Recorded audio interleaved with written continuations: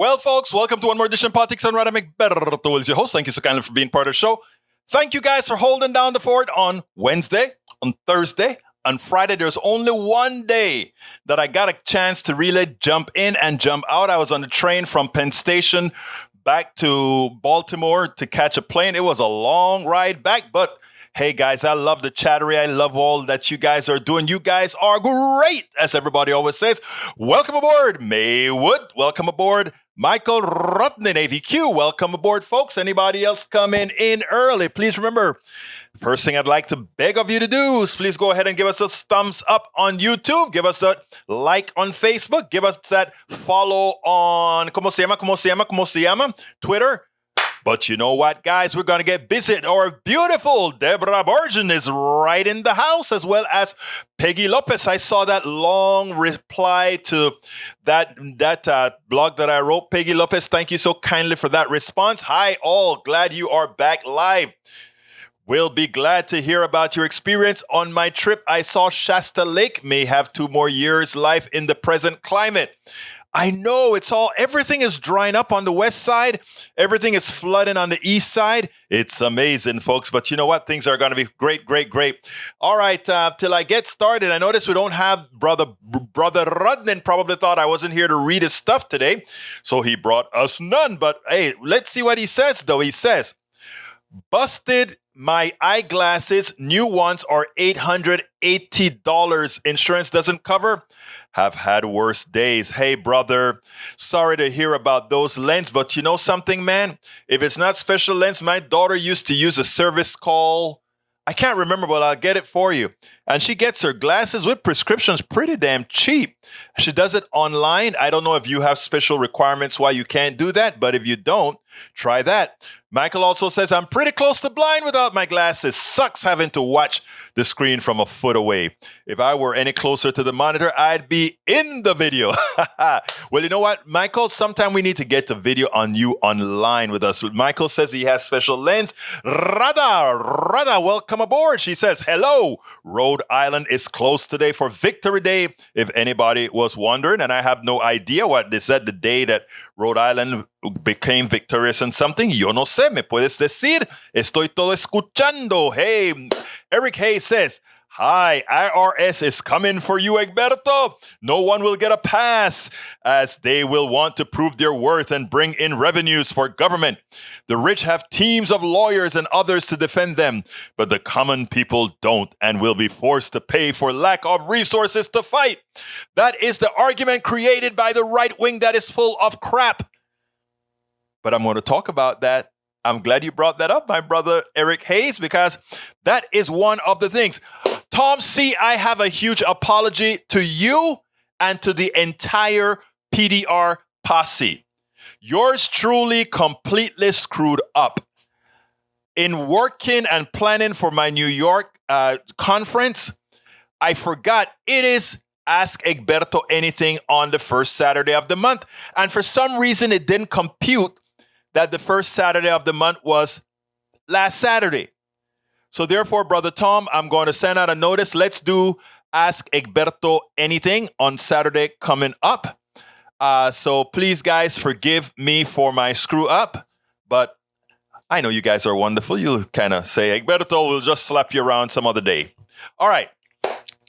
From Brother Hayes says, capital investment is dependent on economic energy. Houston-based Enterprise Products Partners plans to expand their operations in the Permian Basin with new natural gas-related projects, the company said August 3rd. The midstream company said it will build 2 new additional gas processing plants, one each on Midland and Delaware basins, which will increase Enterprise natural gas liquids extraction capacity. The company said to help transport the higher volumes of NGL, Enterprise will also expand the capacity of the Chinook pipeline system with modifications that could add up to 275,000 barrels per day. The 669 Chinook pipeline liquids. What am I reading this about, brother? Enterprise operates, let's see, is there something to this? I'm reading down more.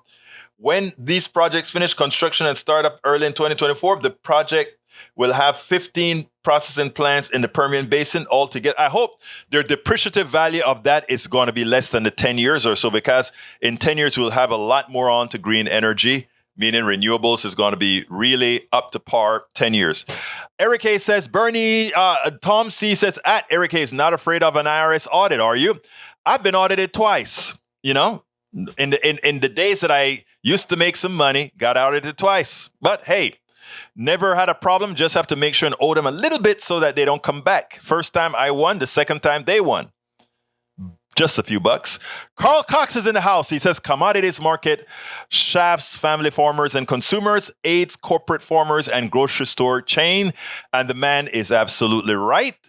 To which Eric says, the IRS has been defunded under Republicans, resulted in wealthy people getting away with, this is Rudnan saying this, away with $5 trillion of unpaid taxes. Imagine if we had that $5 trillion in unpaid taxes, inflation would be lower because that excess money would have been not in the economy from the wealthy, but for those of us who would be spending it on equitable things. Paul Fleming, welcome to the house and thank you for all those links.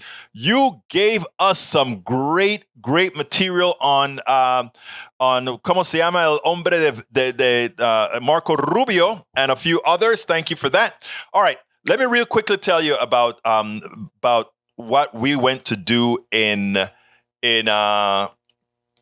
Rhinebeck, New York, because you all had an instrumental part in that meeting as well, my dear brother, my people here on Politics Done Right, because I made sure, and I'm getting into the democracy stuff in a minute, folks.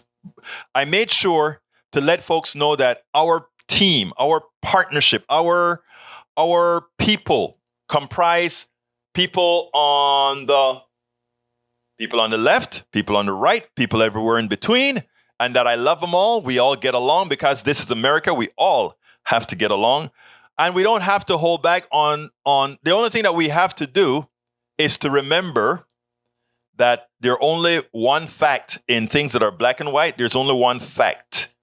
Gray area, yeah, whether you want big government, small government, as long as you're willing to live by the results of whatever you're asked, is fine. That's fine.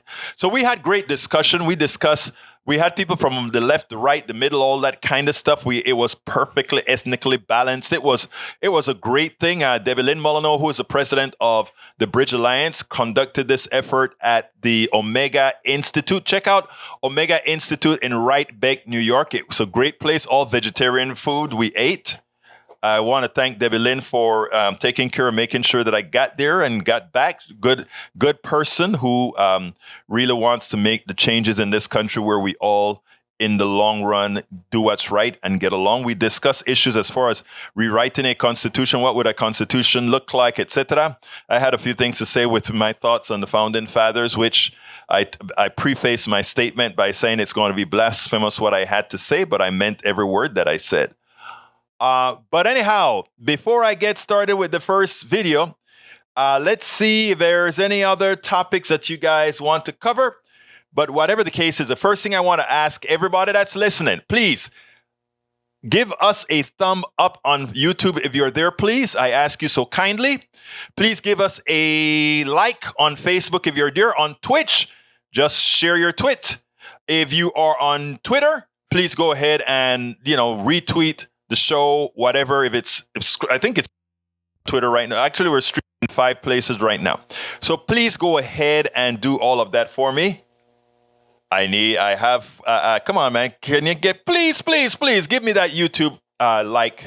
That'll be helpful, as well as the YouTube thumbs up as well as the like. Michael Rones Egberto, blasphemous? Yep. Some people treat the founding fathers and the Constitution as divine rather than the truth. They were human, as flawed as anyone else. Not only that, they were not, I don't want to put anything on the young, because I met a young lady at the conference, 2 young ladies that were the most impressive to me, mostly because of their age. One was 17, one was, I think, either 21 or 22. And these 2 young women were had some of the most smart comments and statements, to which I had to tell them, knowing that we are leaving the country in their hands gives me hope and makes me want to just do enough so that we can get them into the leadership they have earned. because these young people that are coming up are wonderful. They're great. They're vibrant. A lot of folks like to give these people a hard time. I'm sorry. These two young women were very, very, very impressive. Okay, let's get busy. The first video that I have to show is about covers a reporter. Reporters are starting to realize something that I've been saying all along. Title of the show today is Democrats really have the wind at their backs. And listen to me, a lot of people are going to say that they're going to notice this in the long run, but the Democrats have the wind at their backs. And I've been saying this for a while. Everybody been telling me about polls, etc., etc. I've been saying we are in a different paradigm. And I think confirming to that paradigm was Kansas. The vote and the polling that was all calculated and scientific said that there was one that said the no vote had a slight edge, and there's one that said the yes vote had a slight edge, but it was going to be a tight fit. To which I said, wasn't going to be no tight fit. It was a blowout. Because you know what? People are sitting back, they're listening, and they know their own reality, right? It know their own reality. But anyhow, yesterday, sort of, the narrative is slowly moving. Anytime something good happened without there being a super negative to pull it back, the reporters are starting to hedge their bets. So let's listen to Jonathan Karl here and see how Jonathan Karl characterizes it thus far. Oh my God. I think Jonathan Karl got it right this time. I mean, Donald Trump, a lot of the candidates that he's supporting, that he's endorsed, yes, they are winning because the base of the party now belongs to Donald Trump. And this reporter sees what many of us think is going to be the result and why it's likely that Democrats and progressives are going to hold on to not only the Senate, but also the House. Check this out. We'll take it on the other side. Donald Trump is on a roll. Speaking of rolls, he is dominating these parties. You have candidates winning in state after state who would have had no chance without a Donald Trump endorsement, and they're winning the Republican primaries. But here's the thing. The more Trump wins, the more Republicans are poised to lose. So yes, Jonathan Karl, when Trump wins, his candidates are likely to lose. And it is incumbent on all of us out here, all progressives out there, to really ensure that Americans know what those candidates are doing. The candidates who were endorsed by Donald Trump, it's time for them to know what these guys are all about. As one of the progressive strategists said earlier on an earlier show, guess what? These guys are wacko. They want to control a woman's agency. They want to control your voting, or they want to stop you from voting if you're not the right type. These are nuts. And you know what? If they win, that's pretty good for us as long as we get our people out. So folks, remember, vote. We spend a lot of time deconstructing the news, trying to parse it into a form that everybody can understand. Oh my God. I hit the wrong button, but we're back. All right. So as you can see, Jonathan Karl, and when Jonathan Karl said that in the beginning of the show, I was like, are you serious, Jonathan Karl? Do you really understand that it's Jonathan Karl making that statement? The Jonathan Karl that always talked about how rough it was going to be for Democrats? Come on now. It's not going to be the case. Like I said, Democrats have the wind at their backs, plural. It is up to Democrats and progressives to raise those sails so that the wind will take them over the top. Otherwise, those folks that are pulling that big bag of lead the lead being crap that you can't use for society, then that will win. But if Democrats raise those sales up, if progressives raise those sales up, it is for them to lose. I'm telling you, the polling on the new bill is through the roof by over 10 to 20 points and above. There's one that is pulling at 73%. Some of the parts of the bill are 73%. I think the lowest part of the bill I saw was at 59%. And it's not only that bill. You see, if it were only that bill, we could say, yeah, that's a bill, but they're going to vote on the economy, right? But even on the economy, I have a piece, the piece with Blumenthal that I'm going to do, that I'm going to have quite a bit of stuff to say about it, right? But let's take a look at what this particular strategist had to say. You guys seen this woman before, Yvette Simpson. Yvette Simpson was on Politics Done Right a few months ago. We brought her in from the Democracy for America progressive group. She's the CEO of the group. We had her on our show a few months ago. Well, she was on This Week yesterday. And what I did is I strung together some of the statements that she had to make. And what I kept on saying is, why can't we get most Democrats to say the things that she says? We don't have problems with progressives, but progressives don't get a lot of airtime. But why don't the rank and file Democrats say and speak the way Yvette Simpson does? Let's check it out. Yvette Simpson, the chief executive office for the progressive group Democracy for America, knocked it out of the park today on Meet the Press. I want you to listen to some of these excerpts. I mean, she should be the one of the people who are giving great advice to how Democrats should win or could win in 2022. It is amazing that so many, I heard many other interviews today on the national shows, they were so terrible in counteracting the Republican narrative. She wasn't. Check this out. We'll take it on the other side.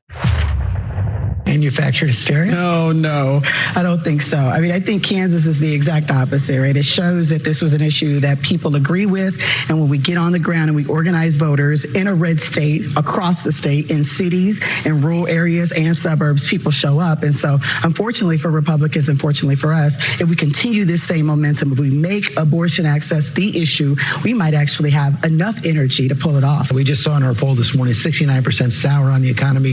Joe Biden stuck in the 30s right now. Yeah, I think the reality is we continue to debate about whether there's inflation, whether we're in recession, and if you just ask people, they're struggling. And I don't know if the IRA is going to get there. I mean, we know that the bill they're working on, the bill that just passed the Senate yesterday, people are still suffering. Child care was not in there. Paid leave was not in there. We still have issues with wages. People are still feeling the pain. And if the issue at the ballot box is, do you feel like we're in a recession? We're going to lose on that. Do you feel like there's inflation? We're going to lose on that. We need to make sure we're showing the American people that we're doing everything we can to make them secure. And a small win on gas prices and a bill on climate right now is not going to get us all the way there. One of the things the Democrats are counting on, if you just looked at Joe Biden's approval rating and views on the economy, looking like a bloodbath for Democrats. But right now, Dr. Oz is behind. Yes. Pennsylvania, Mark Kelly, Democrat, is ahead. In Arizona, J.D. Vance is fighting in Ohio. It does look like the Democrats are still in the game, at least in the Senate. The Republicans are giving us gifts in the form of election deniers and people with rap sheets a mile long. I mean, you got Dr. Oz, you got Herschel Walker, you got J.D. Vance, these folks who do not relate to the people in their states, cannot connect with anybody, and people don't have faith in them. And I think we've been very fortunate on the other side. We've got some strong candidates who are going to take them on, and Raphael Warnock and John Fetterman and, others. So I think we have to make sure that that is the story, not necessarily about what people are feeling, but the alternative is a Republican Party that doesn't believe in elections, that stormed the Capitol on January 6th, these folks who are abusers, and this issue with Marjorie Taylor Greene praying with a guy in a cell. I mean, the Republican Party is a wacko party. The alternative is that you got to go with the Democrats in November. We spend a lot of... You cannot argue with the three major points she made about how to politic in 2022. One, the first clip I showed, in as much as we were talking about the abortion issue, she spoke about the abortion issue winning in Kansas because the engagement went not only in the big cities, not only to Democrats. You had a full press into the suburbs, a full press into the rural areas, a full press into the urban areas. You have to engage all the people that you're asking to vote for you. The second item that she spoke about that is very important. Don't depend on the IRA to solve the problem. The new bill that Democrats are putting out there, because yes, it covers climate. Yes, it covers a few things with Medicare being able to negotiate, which doesn't come for a whole 4 years. Yes, it covers a few other issues, but the main things that grassroots America really needs: child care, better stipends to help people put their kids into daycare, etc., some basic income for those people who inflation is decimating. None of those things are in that bill. So when the Republicans come on the attack, there's nothing to fight them with. What she says is, you have got to let it be a forward-looking campaign. Give us more progressives. And what you get when you get more progressives is we can then pass the policies beyond the neoliberals and others who are stopping progress. And lastly, but not least, she says, hey, thank you, Republicans. You have given us a gift. You know why? Because Americans many Americans, that is, they won't go ahead and say, let's put some wackos in charge, because after all, we supposedly all love the country that we live in, and putting wackos in is a sure, clear, and present danger. Yvette Simpson's hit the nail. Well, I should say, Yvette Simpson hit all the nails on the head. Absolutely hit the nails on the head, folks. Absolutely hit the nails on the head. Because I tell you what, if you honestly listen to all that she had to say, that was sort of the framework. Now, there are a lot of senators appearing on these programs that I found some completely what is a word that I want to use? They simply did not raise themselves to the cause. They simply did not call the phrase that they use. It's like they didn't do their homework. And you know who always does their homework? Guys like Lindsey Graham. Because I tell you what, for you to spin doo-doo and make it look good, you have got to be studying and being able to think about everything that you can think of to deceive others, which is what Lindsey Graham did. But before we get to that, let me come to some of your work here to see what I've missed here. Let's see. Egberto Blasphemous, I read that already. Eric is just like, from E2247 says, Eric is, and by the way, folks, for those of you who've never been on the program before, whether you are on YouTube, whether you are on Facebook or Twitch, you can join each one of us on those channels. And whatever you put in there in the messaging, I should be able to see it here and reply to you back. And everybody should be able to see your messaging. We have this messaging app that it's supposed to aggregate everything. Yeah, generally does most of the times. Anyway, getting back. Eric is just like Malcolm Nance document, or rather, Eric is just like the folk Malcolm Nance documents in his book, They Want to Kill Americans, the Malicious, Terrorist, and Deranged Ideology of the Trump Insurgency, publication 12th of July, 2022. There's this stuff called muscle memory, right? But I like to call it also cerebral cortex memory. And what it is guys that have been pre-programmed by the Powell Manifesto. It's hard for you to believe that much of what you learned was a fraud, right? It's hard. And that's why we have to entertain everybody. Some of what I learned was a fraud until I decided to unlearn it. So I think we all have to have some more than compassion, empathy. We have to be empathetic with those who continuously try to probe with all the fictitious, with all of the stuff that for those of us who eventually learned, and notice what I said, eventually learned, because when I say I was just as messed up in the head, okay? So I'm not going to hold that against any of my brothers and my sisters, right? So in the form of my brother Eric here, Eric is here every day. Don't think that seeds aren't planted. Eric is fighting himself like you would not imagine. He wants to believe what he's writing, but he can refute none of what we say. He tries to. But when he tries to refute what we say, he sees the results. It is generally always most of the times a simple Google search proves him wrong. But he's here. And I thank him to be here. I want him to be here. Because whether guys like Eric and others want to accept it, they're here. And we are planting seeds, and eventually they will take root. Right, Eric? I know you're there, brother. I know you're there. Okay, continuing. So yeah, that's where we're at, E2247. You just keep coming and you keep saying what you need to say, brother. Let's see what else we got here. Robert Daven, welcome to Politics Done Right. He says, greetings to all progressives. I'm liking this background photo. Believe it or not, that background photo, Roberto Daven, is la fotografía de downtown Panama. That is Panama City downtown in Central America. I decided to put on a little bit of my culture just today, you know. And later on, I'm going to put some of my Houston culture out there. And tú sabes cómo es la vaina. All right, let's see. We got Paul Fleming says, Republicans blocks a bill that cap price on insulin. I'm glad you said that. But I'm going to cover that in the next video. Otherwise, I would expand it on that. But you're so right, Paul.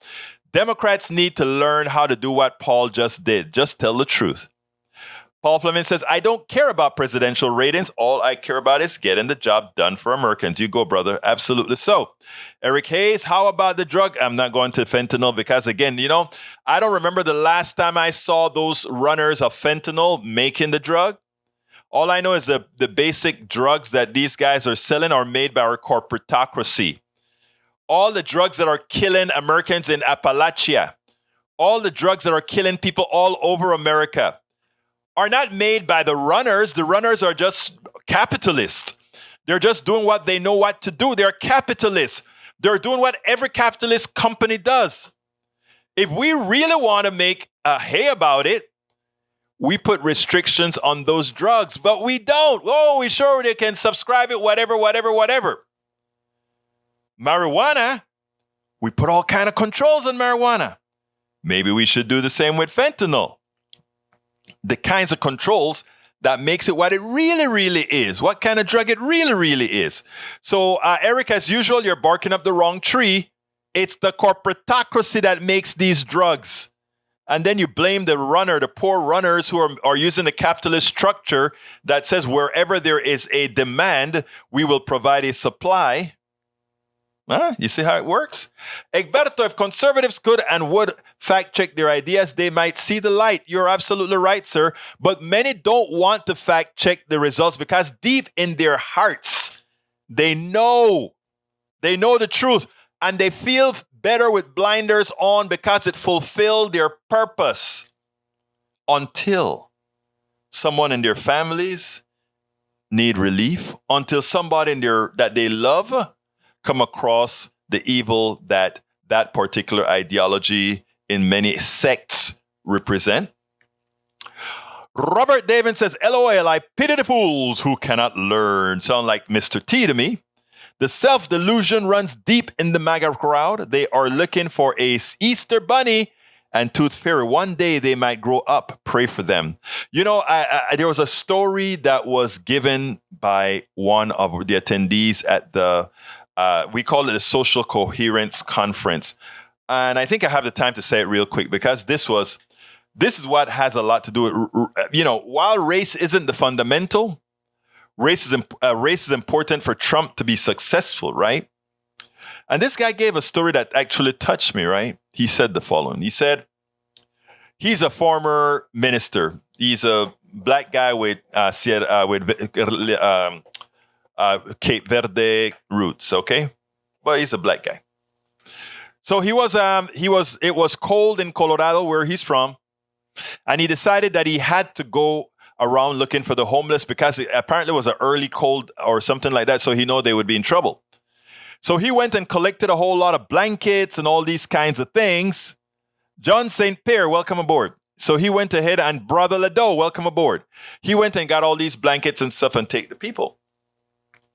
So there was this hobo lying down on the ground and another hobo at the door at the place that they were at. I think it was like a 7-Eleven or something like that. And the hobo on the ground was asking for money. So the guy took some money out of his pocket and he started to give the guy on the ground. Okay, this is a white guy on the ground. He started to give him the round. And apparently the guy in the that was standing at the door thought he was only going to give this guy on the ground the buck. So he said, N-word, N-word. And he just started to shout N-word to the guy. But the pastor didn't quite understand that that's what he was saying. So he said, and he finally heard it, right? And he started to go back to his car. Then he told his wife, I think that guy just called me the N-word. And the wife said, okay, let's go. And then he said, you know what? He was in distress. So well, it was another hobo. So he said, I'm gonna give him some money anyway, So the guy looked at him and he said, I got to do the ask. I'm going to be doing it in a minute. He goes ahead and he gives the guy some money. And the guy says, thank you, N-word.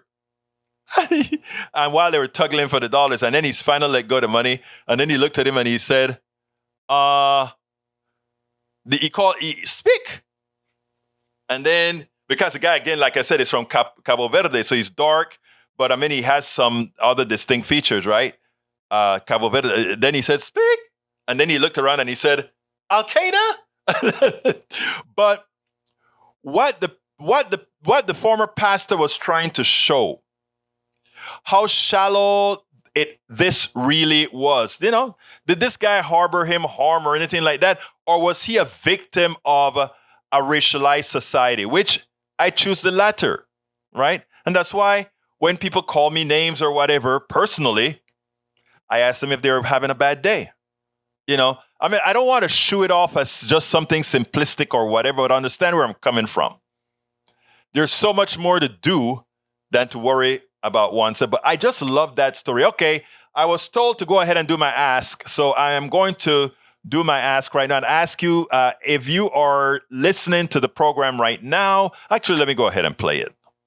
Politics Done Right depends on you to keep doing what we do. What do? We make sure to keep, number one, the internet seeded with blogs and information to counter the right and to present what progressives represent for the benefit of us all to everybody so that it's not misread, misled by any other entity. We make sure and populate that internet with blogs, with videos, with all these other things to make sure that we are informed and to counter everything that you normally hear that are lying at the right. We also make sure to create articles in magazines, articles in newspapers all around the country to ensure, again, that our message gets out there. Last but not least, we also write books. As you see it, Class Warfare, the only resort to right-wing doom, How to Make America Utopia, are two of the many books that I've written on these issues. So please support us in one of many ways. Numero uno, you can support us at PayPal, either one time or monthly. Go to politicsdoneright.com/PayPal. You can support us on Patreon. That is politicsdoneright.com/Patreon. Patreon is spelled Patreon. You can support us by becoming a part of our YouTube channel, going to politicsdoneright.com/YouTube, or you can support us in many other forms that you can find at politicsdoneright.com/support. Be sure to visit our store, politicsdoneright.com/store, and get our books at politicsdoneright.com/books. Politics Done Right depends on you to keep. So yes, folks, that's the way to support us. Now, don't forget, I'm heading to Pittsburgh, Pennsylvania next week. We're behind on our GoFundMe to pay off that trip. So please consider supporting us on our GoFundMe, politicsdoneright.com/netroots. Politicsdoneright.com/netroots is the GoFundMe for that. So there are a lot of ways for you to support the program and make sure we can get all the stuff that we need to get out out. So again, you can get our books. You can go to our store. Our store has a new hat, man. Check out the new hat. Politics Done Right. Let's say E2247 says, Politics Done Right displays the best features of a free press done right. PDR inspires us all. I love you, E2247. Thank you for those kind words. And Tom C says to Michael Rudnin, you did what real Christians do. What did Rudnin do? Feed the hungry and house the homeless. Rudnin says, on my way home from an optometrist, I saw a homeless man in front of a Chinese restaurant. I asked him what he wanted, then bought him a pork fried rice. That is what you do. I was at the Penn Station and I'm walking to go ahead and get me a Diet Coke. And this guy comes up to me and he says, can I have a dollar or whatever? I don't know what he's going to do with the money, but he's next to a restaurant or whatever. I prefer giving a lot of people on the homeless side food just because, again, I know they're not going to just go ahead and buy liquor with it. But sometimes sometimes I just give in and give the cash. Well, actually, most of the times I give in and give the cash. So that's what I did in New York at Penn Station. So Michael Rudnin, that is the right thing to do. And but we always know you're a good man. You're a hell of a supporter of Politics Done Right. Well, all of you guys are hella supporters of Politics Done Right. Appreciate that quite much. But please keep on. Let's see what we got here. Please keep on keeping on to support the program. And like I told you guys, I messed up this weekend that I honestly forgot because of all that was going on, that it was the week for Ask Egberto Anything. So what I'm going to go ahead and ask you guys right now is to go ahead and sign up for Ask Egberto Everything. As usual, it's free. And we have our stuff, our beautiful talk with all you great people. We are talking on Zoom and you can say whatever you want, talk whatever you want, call me whatever names you want to call me, castigate me, love on me, do whatever you need to do when you ask Egberto anything on that program. All right, let's see what I see here. Michael Ryan said, Tom C., my local politician is against business, a homeless shelter in our neighborhood. Next time I visit, we'll have to see if I can talk him about that. Sadly, NIMBY is real, not in my backyard. I'd rather fix the properly as that way it only help for the moment. Egberto, if I give money, I don't care what they do with it. It's not on me to decide anything in their life. Help if I can. And that's the attitude I think I must take. So you're absolutely right, my dear man. That is what I need to say. Sharkula's hairstylist. Love the show. Always straight talk. You bet it, baby. We got to just have the straight talk. John St. Pierre says, I feel the more America brings in more from cultures that have caste systems also can be mistaken for racism. A caste system, I think, is a racist system. If I'm wrong, correct me, please, Brother John Pierre. I don't like caste systems. In fact, wow, it's great that, you guys are so smart. You bring all kind of subjects. And I want to talk about something a beautiful woman at the conference that I went said. She said, back in India, she is a Brahmin, which means I think she's either the first or second class in there are 5 castes, I believe, and she's at the top, okay? Or close to the top, something like that. And she said, she lived a life of privilege in India. And then when she came to America, she was no longer at the top when it comes to how she looked. And she said it took a while to get adjusted to that she wasn't that top of the caste person. Right? Because in America, she was just a brown person. So, again, all of that is kind of silly. I just don't like, I believe in full equity. You decide who and what you are going to be to society, right? That's what I think.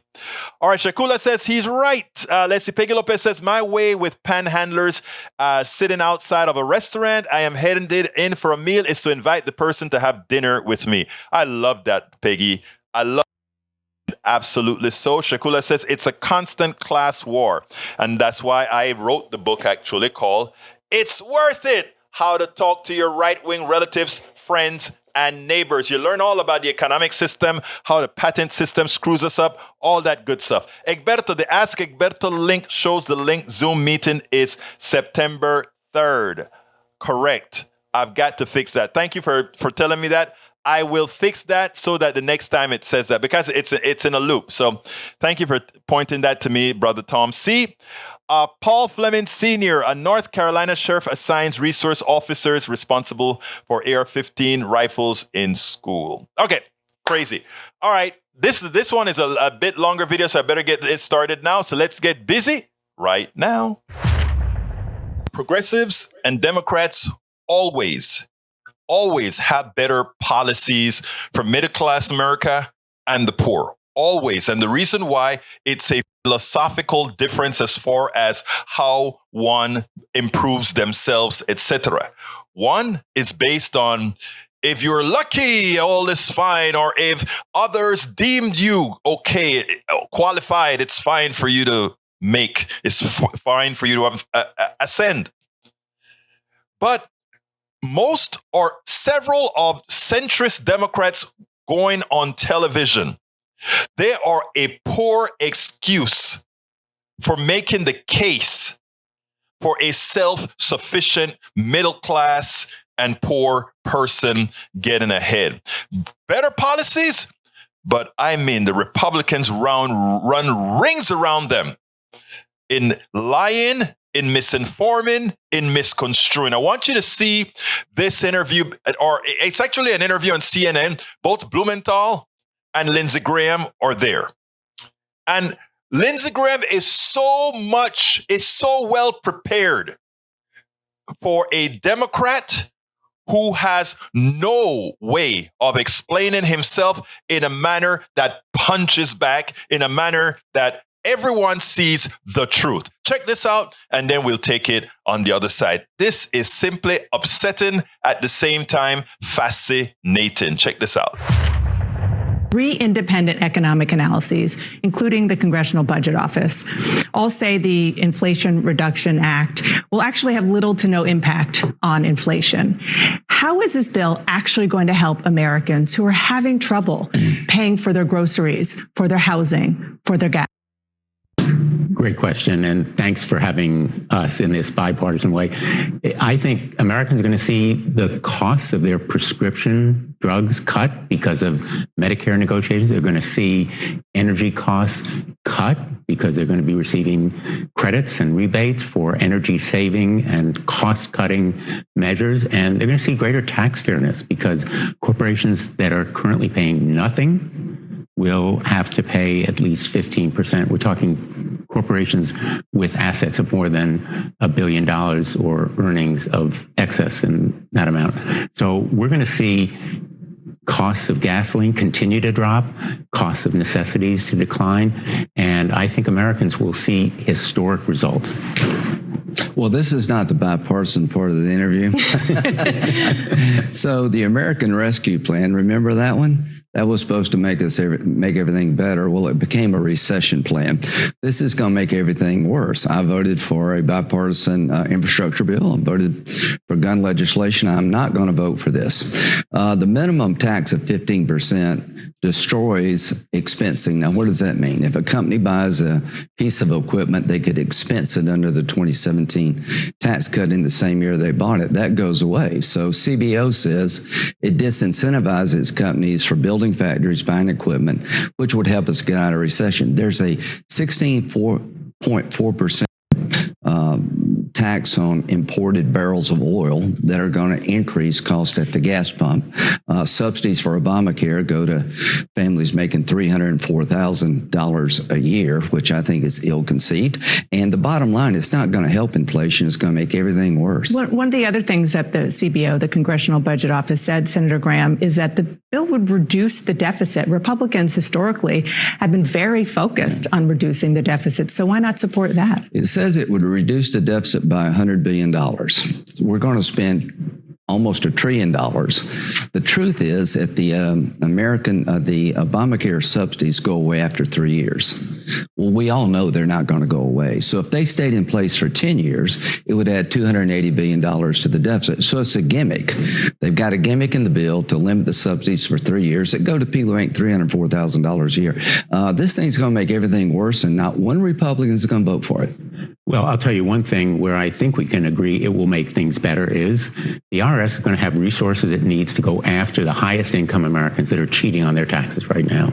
And it will mean more revenue for the government. And frankly, cutting through all of the numbers, all of the CBO stuff, the average American sitting at their kitchen table deciding whether they can buy medicine, pay their mortgage, or go to the grocery store and get the food they need, they're going to be able to get that medicine much more cheaply. And overwhelmingly, American people want to cut the cost of prescription drugs. This measure does it through enabling Medicare to do what the VA does, what the Department of Defense does, negotiate for lower prices. And that will affect the entire course of inflation. And I just want to bring one other issue that's in this bill. And I don't agree with that. But go ahead. No, go ahead. Well, number one, prescription drugs. This is price fixing. They take 15 drugs and they put a limit on what you can charge. That sounds good until pharmaceutical companies invent less new drugs. Remember COVID?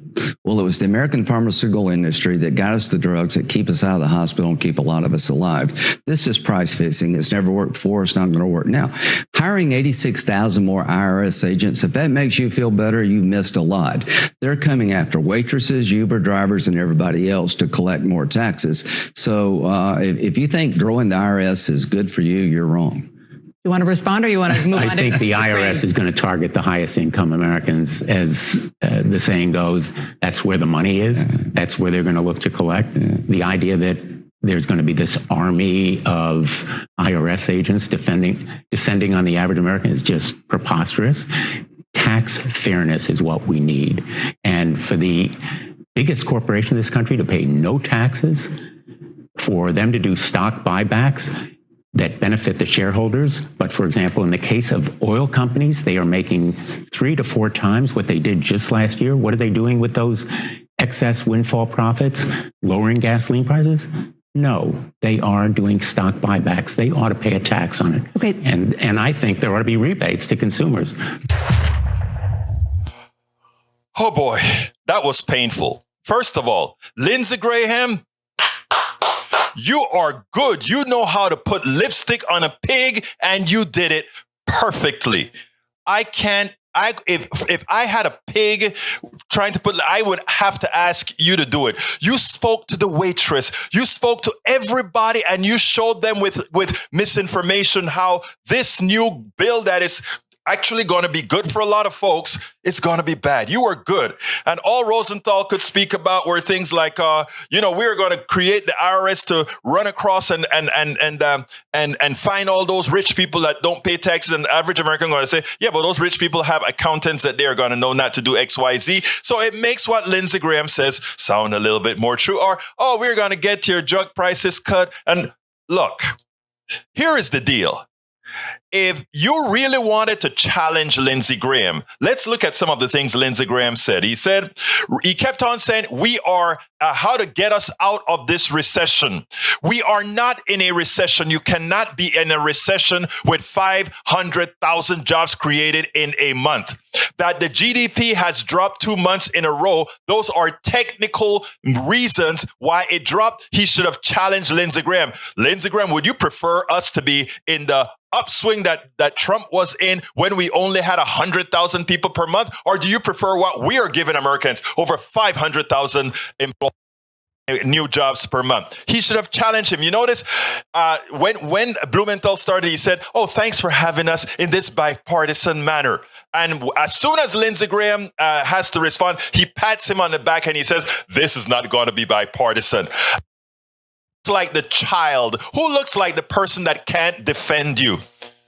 Okay, now Lindsey talks about, by allowing us to negotiate for drug prices. And by the way, it's only about 10 or 15 drugs they're negotiating. There are thousands of drugs, right? But they want you to believe that somehow they are going to be hurting the drug companies. Let's get something clear first. Drug companies do not take risk. They do not invent. Look at their balance sheet. Most of their profits don't go back reinvested into research. Their profits go to shareholders. Their profits go, or rather, their monies go to spend on advertising. They spend more on advertising and marketing than they do research and development. Does that tell you something? Or is that going to harm research? It makes absolutely no sense. And Blumenthal did not challenge that. Blumenthal should wait, Lindsay. Remember, most of the drug research is done by the taxpayer dollars, and you always try to hold that back. You always try to hurt taxpayers. Remember, the private sector only takes a drug after it has been developed. Then Lindsay says, you remember COVID? COVID was, if it weren't for us, having the pharmaceutical companies well funded, we would not have solved COVID. False. We gave $2 billion to the companies to rush the output on COVID vaccines after we had paid universities and other entities the monies to research RNA or mRNA technology. You see, all these things immediately, once Lindsay talked about COVID, we should have said COVID was done through the government, not the pharmaceuticals. The pharmaceuticals completed the research funded by the government. Thank you so kindly. Thank you very much. But no, Blumenthal didn't say that, right? Then then the 15% rate.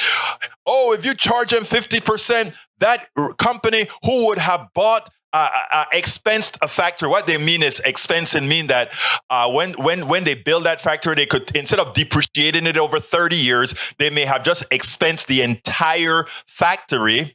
It's under certain limits, right? So that they could reduce their taxes. In other words, instead of spreading out that depreciation, and by the way, depreciation of tax is a tax scheme anyway, but instead of depreciating it over 30 years or something like that, to reduce their immediate taxes, they go ahead and they jam it all to say, we don't really owe taxes because we're expensing out that factory altogether. So they're saying, you charge them a minimum of 15%. These guys would not be able to do the trick, so they pay zero taxes, to which Blumenthal should have said, wait a minute, you mean these guys depend on the tax system to invest in a factory that's going to keep them viable? The reason why manufacturing of the microchips is done in Taiwan and not the United States is because of the gimmicks of these guys wanting to take the profits and not pay taxes? Is that what you're saying, Lindsey Graham? We are so terrible in confronting the stupidity of the right, the non-functionality of the policies.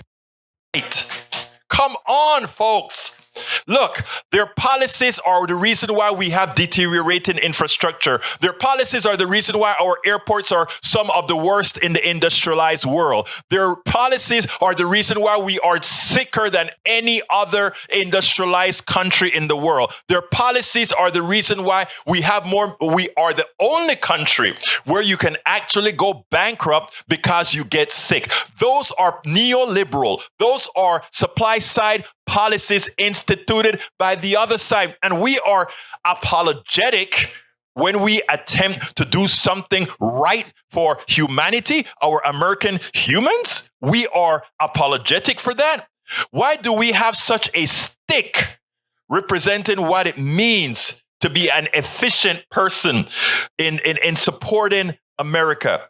And IRS agents running after you? You mean you want there to be a bunch of tax cheats?